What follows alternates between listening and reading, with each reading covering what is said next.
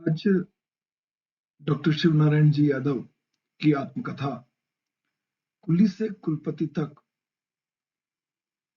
की एक घटना, उसमें उल्लेखित एक प्रसंग, नेत्रहीन कुष्ठ रोगी थावरिया बाबा की कहानी के संबंध में आपसे चर्चा करूंगा। ये कहानी पारिवारिक मूल्यों में गिरावट की कहानी है, दुखद कहानी है। मुझे इस कहानी की चर्चा करते हुए प्रसन्नता नहीं है, पर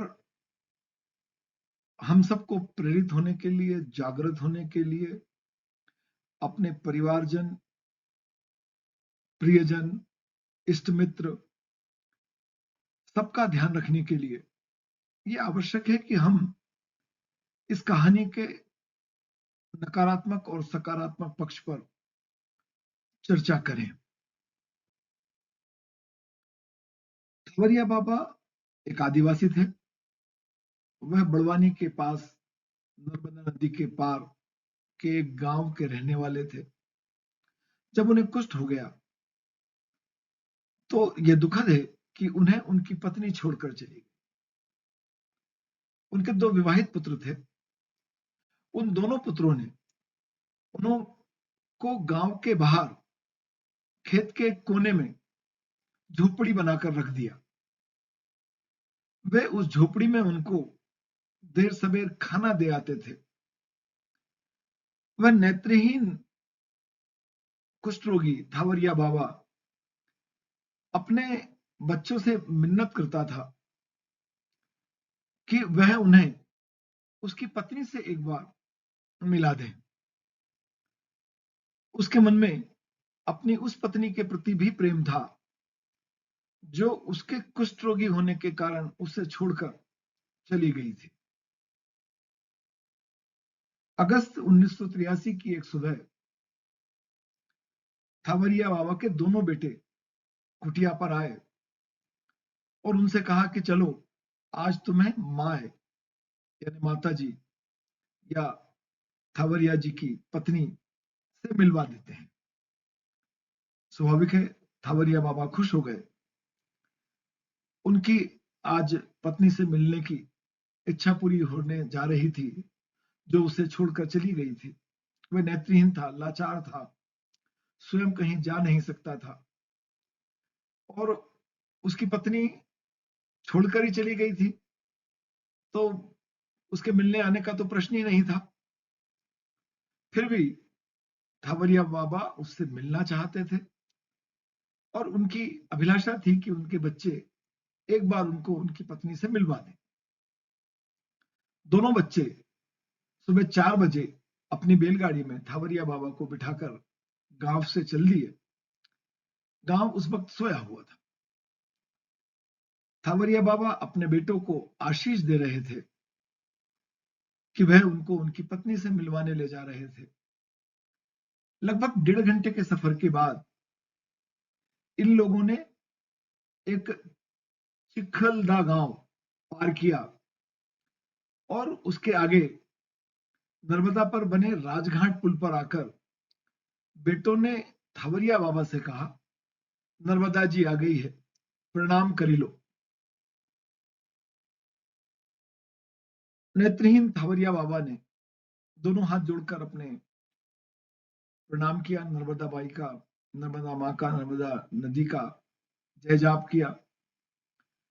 उस पुल को पार करने के लगभग 20 मिनट बाद थावरिया के दोनों बच्चे एक पुलिया पर रुके और उससे कहा कि उतरो। थावरिया ने पूछा, क्या बात है? बच्चों ने कहा, बैलगाड़ी में कुछ गड़बड़ी है, बैल गड़बड़ कर रहे हैं, इनकी अदला बदली करनी है। उन्होंने थावरिया को उतार कर उसका हाथ पकड़कर कहा कि इस पुलिया पर बैठ जाओ, हम बैल बदलते हैं। वे उसे पुलिया के पास ले गए, पुलिया पर बैठाया और उन दोनों सगे लड़कों ने अपने जन्मदाता पिता को पेड़ पकड़कर धक्का दे दिया। वर्षा के पानी के कारण पुलिया के नीचे भारी कीचड़ था थावरिया का शरीर उसमें धस रहा था। वह चिल्ला रहा था, अरे बेटा, तुमने ये क्या किया? तुम तो मुझे डोकरी से मिलवाने ले जा रहे थे। पर कौन सुनने वाला था?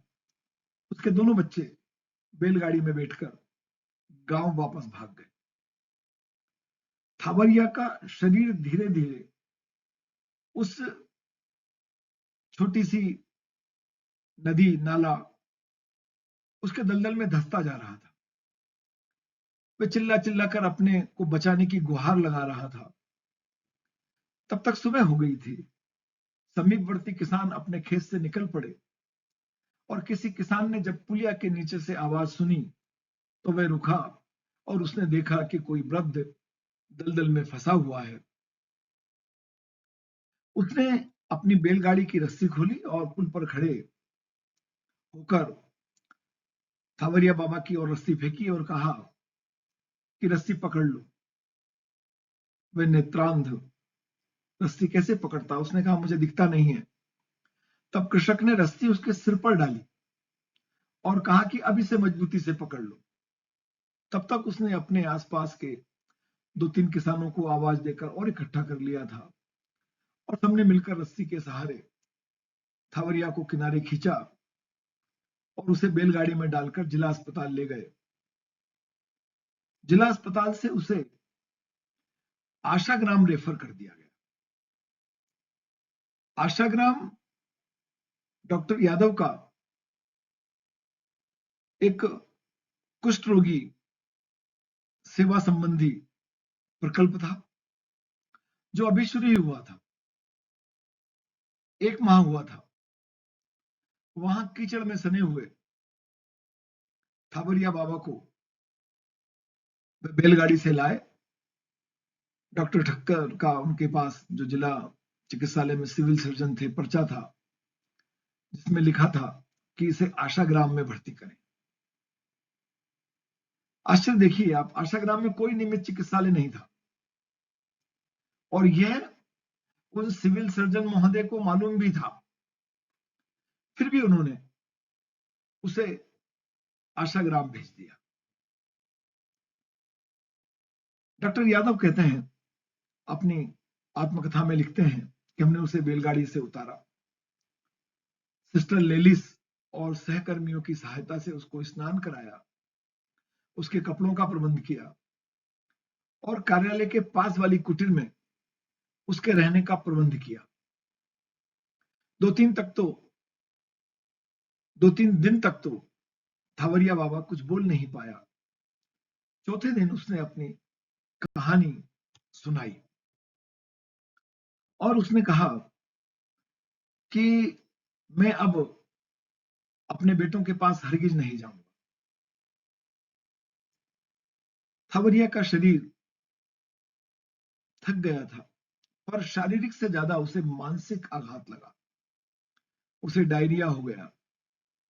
दवाई देने के बाद भी एक दिन में वह अनेक बार डायरिया से परेशान हो रहा था। सभी प्रकार की चिकित्सकीय सुविधाएं दिए जाने के बाद भी उसने 20 दिन के उपचार के बाद भगवान के श्री चरणों के और महाप्रयाण कर दिया।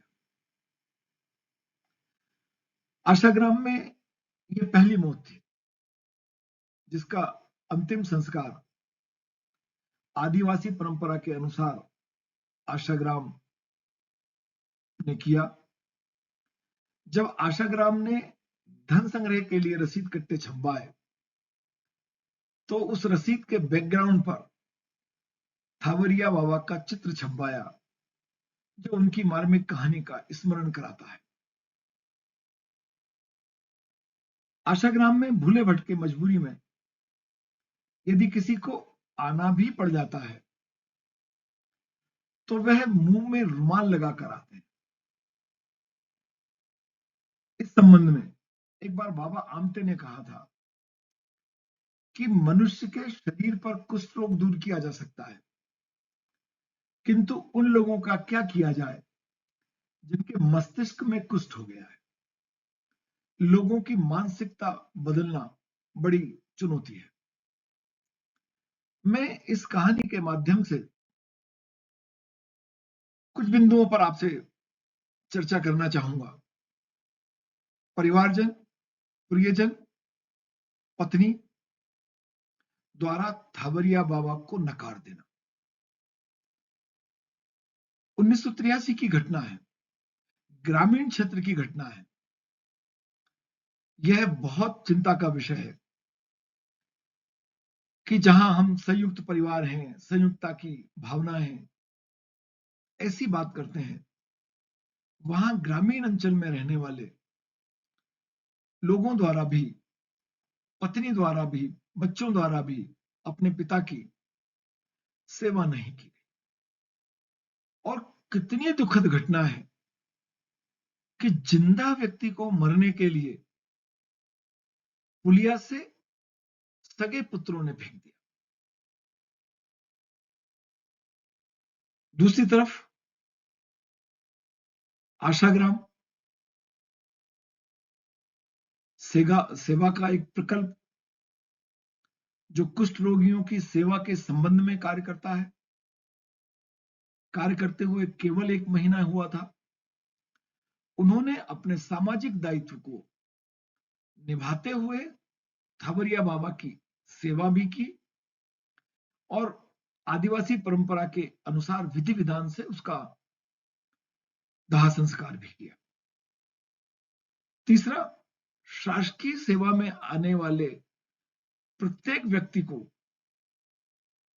यह समझना बहुत आवश्यक है कि वह अपने जीविकोपार्जन के लिए आय अर्जित करेगा,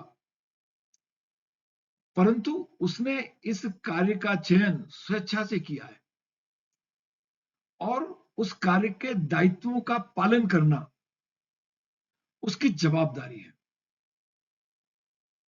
चिकित्सालय के सिविल सर्जन द्वारा यह जानते हुए भी कि आशाग्राम में चिकित्सक की सुविधा नहीं है, उस थावरिया बाबा को आशाग्राम को रेफर कर देना उनकी घोर कर्तव्य लापरवाही का सूचक है। अगर आप अपने कर्तव्यों का पालन नहीं कर सकते तो शासकीय सेवा का चयन मत कीजिए। और इन सब गिरावट के बाद भी एक आशा की किरण दिखती है। डॉक्टर यादव जैसे अनेक लोगों के माध्यम से जो इस पूरे देश में, इस पूरे विश्व में अनेक सेवा के प्रकल्प चला रहे हैं।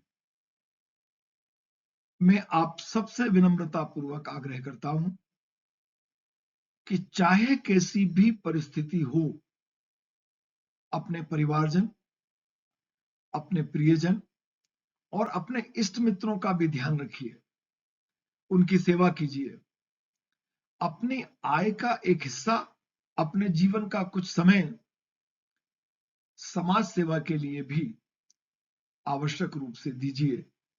मैं डॉक्टर यादव को प्रणाम करता हूं, आशाग्राम उनके प्रकल्प के लिए, और आशाग्राम प्रकल्प पर एक और पृथक से वीडियो बनाऊंगा।